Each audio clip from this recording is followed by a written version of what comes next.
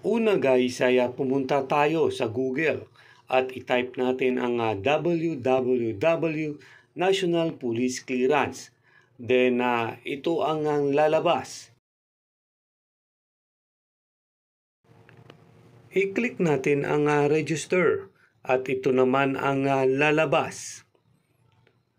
At ang term and condition, i-click natin ang lahat ng box na makikita. At next, your NPCS account profile. Then next, ang forfeiture of payment and cancellation of transaction. Clearance printout. Then next, validity of clearance. Renewal. Valid IDs in applying National Police Clearance.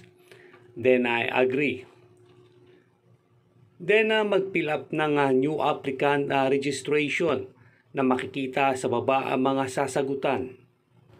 Una rito ang email address, should valid and active.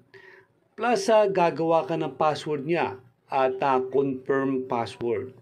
At ang susunod na mga personal na question na tulad ng first name, middle name, surname at iba pang mga personal background. Pagkatapos pilapan o sagutan ang mga katanungan, i-click ang register. Then save.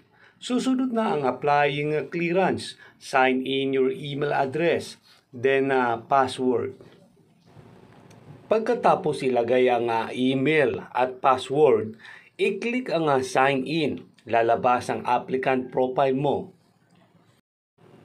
At sa ibaba naman ng applicant profile mo ay may mga katanungan na kailangan mo rin sagutin tulad ng nationality, birthplace, contact address at iba pa. Then pagkatapos sagutan lahat ay i-click ang save profile at ito na ang lalabas.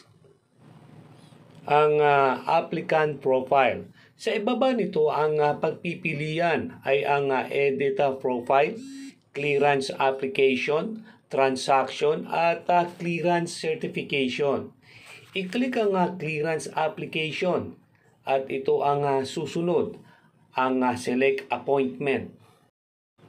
Sa select appointment naman ay makikita doon ang purpose. Ang pinili ko doon guys ay ang general. Sumunod ay ang select police station. Pipiliin mo yung malapit sa inyo. Susunod naman ang mamimili ka ng date at oras na available. Meron sila. Click mo ang napili mo at ang susunod ay ang select payment. At i-click ang Land Bank of the Philippines. Makikita doon ang total na 150 pesos. Then guys, i-click natin ang next. Makikita rito ang nakalagay ang local police clearance is not a prerequisite for the national police clearance. Ibig sabihin guys, hindi natin kailangan kumuha ng local police clearance para lang makakuha ng national police clearance. Guys, sa ibaba naman ito, makikita natin ang save appointment. So, i-click natin siya. Makikita guys ang notes o reminder. Nakalagay dito ang clearance application with appearance, renewal, non-appearance, clearance certification. At makikita sa ibaba nito ang reference number, ang Land Bank of the Philippines, amount to pay, and appointment date. Then click ang next. Makikita naman dito ang click here to pay for more payment option. At ito ang i-click natin. Lalabas ang transaction details. Sa transaction details guys, click natin ang sa payment mode. Land Bank of Bank ATM card. At lalabas ang selection. I-click natin ang cash payment and GCash. Then sa baba, huwag nating kalimutan ang CAPTCHA challenge. Enter natin ang CAPTCHA challenge. Then, click ang box sa baba at i-click ang continue. I-click ang OK. Then, choose a payment method. I-click natin ang 7-Eleven o depende sa gusto mo.